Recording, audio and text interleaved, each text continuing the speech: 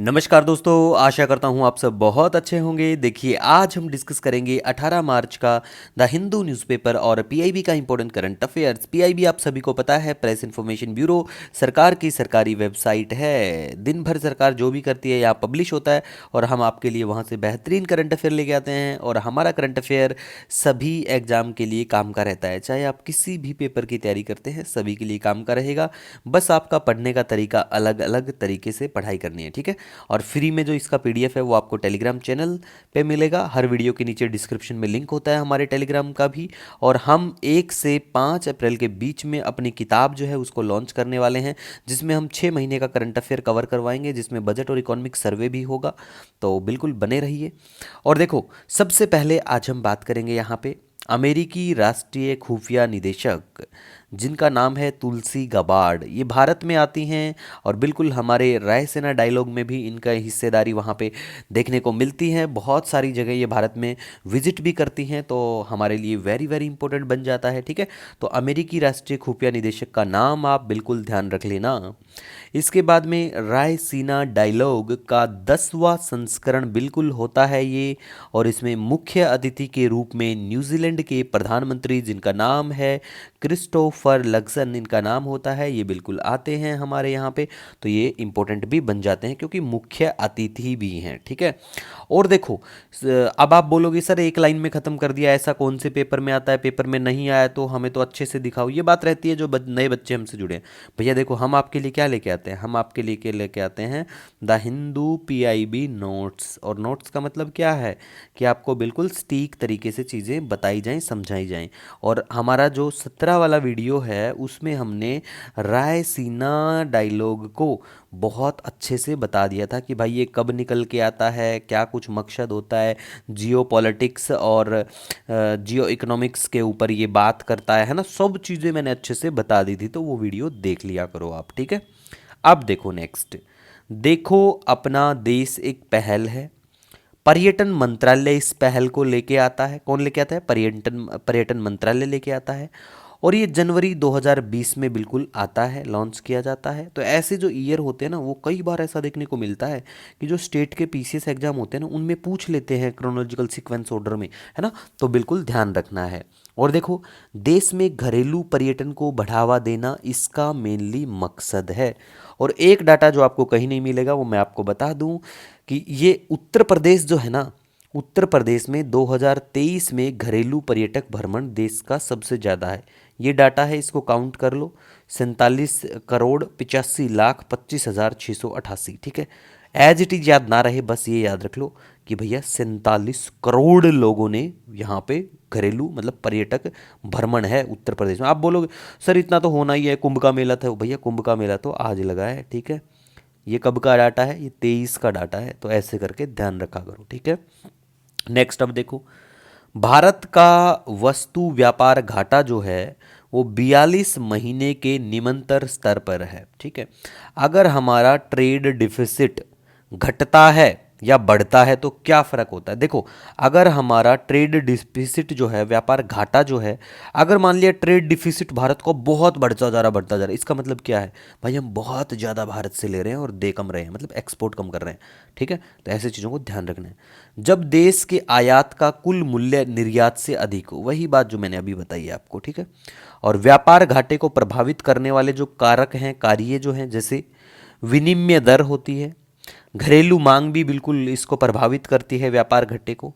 और आर्थिक मंदी स्थितियां अगर बात करें वर्ल्ड लेवल पे, तो ये जो है जैसे ग्लोबल रिसेशन या फिर ग्लोबल इकोनॉमिक कंडीशंस जो होती हैं, वो चीज़ें भी इन चीज़ों पे बिल्कुल इफेक्ट डालती हैं, इन चीज़ों को, ठीक है। नेक्स्ट अब हम बात करेंगे भारत के नियंत्रक एवं महालेखा परीक्षक के बारे में। अभी के लिए करंटली हमारे नियंत्रक एवं महालेखा परीक्षक हैं के संजय मूर्ति। तो जो नाम है ना, वो आपको बिल्कुल पता होना चाहिए, ठीक है। क्योंकि वनडे एग्जाम जैसे हमारे साथ बच्चे जुड़े हैं जो एसएससी, बैंक, एनटीपीसी इनकी तैयारी करते हैं, ठीक है, तो उनके एग्जाम में ऐसी चीज़ें डायरेक्ट पूछ लेते हैं वन लाइनर टाइप में। अब और देखो कि भारत का जो ये लेखा परीक्षक जो है ना, मतलब नियंत्रक और महालेखा परीक्षक, ये विभाग का प्रमुख होता है। कौन से विभाग का? लेखा परीक्षा और लेखा विभाग का प्रमुख होता है। और ये बात अनुच्छेद 148 में मेंशन है। अब इनसे संबंधित जो अनुच्छेद हैं हमारे यहाँ कौन कौन से हैं संवैधानिक प्रावधान इनसे संबंधित, वो देखो। अनुच्छेद 148 है, 149 भी है, 150, 151 और 279 और तीसरी और छठी अनुसूची में भी इनके बारे में बिल्कुल बात की गई है। तो ये बिल्कुल आपको ध्यान रखना है, ठीक है। दूसरा, आप इसकी जो नियुक्ति है ना, जो हमारा नियंत्रक और महालेखा परीक्षक होते हैं, इनकी नियुक्ति भारत के राष्ट्रपति के द्वारा की जाती है। इनका कार्यकाल 6 वर्ष या उम्र जब अंटिल द एज ऑफ 65, 65 वर्ष तक। इनको हम इंग्लिश में कैग कहते हैं, comptroller auditor general of India. तो इनको केवल संवैधानिक प्रक्रिया के तहत राष्ट्रपति द्वारा हटाया जा सकता है, राष्ट्रपति की प्लेजर से नहीं, मतलब इच्छा से नहीं, प्रक्रिया होगी उसके तहत ही हटाया जा सकता है। नेक्स्ट, संसद जो है ना, नियंत्रक एवं महालेखा परीक्षक का वेतन निर्धारित करती है और वो भारत की संचित निधि से फिर दिया जाता है, ठीक है, याद रखो। और कोई भी मंत्री संसद में नियंत्रक एवं महालेखा परीक्षक का प्रतिनिधित्व नहीं कर सकता। क्या हमारा जो नियंत्रक और महालेखा जो परीक्षक है, ये हमारे देश के साथ साथ कहीं और भी अंतर्राष्ट्रीय ऑडिट करता है? जी हाँ, बिल्कुल करता है। जो इंटरनेशनल एटॉमिक एनर्जी एजेंसी है उसका ऑडिट बिल्कुल 2022 से 27 तक, और जो फूड एग्रीकल्चर ऑर्गेनाइजेशन है उसका भी 2020 से 25। इसका मतलब जी अंतर्राष्ट्रीय ऑडिट भी ये करता है, ठीक है।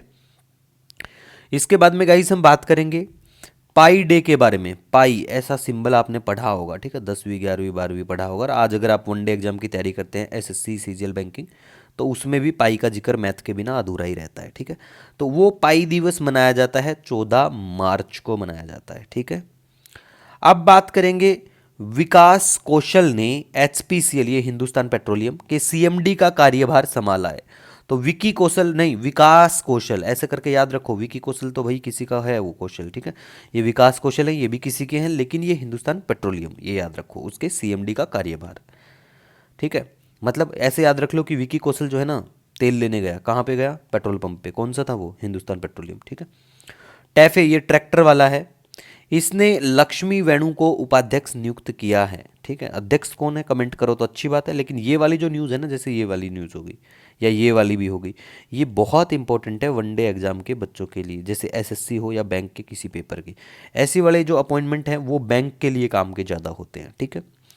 उसके बाद में UNRWA, राहत एवं कार्य एजेंसी है ये, ठीक है।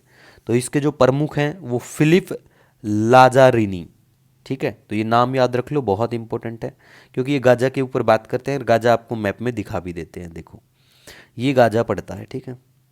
इधर जेरूसलम है, वेस्ट बैंक है ना, तो पैलेस्टीन आपने सुना होगा भाई, ये इशू बहुत चला हुआ है इनका।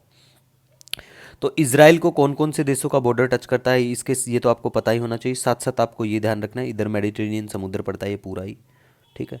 ये सीरिया पड़ता है, इजिप्ट पड़ता है इधर, ठीक है गाइस। तो मैप में लोकेशन देखते रहिया करो, आराम से आपकी जो भी डाउट है वो कवर होते रहेंगे।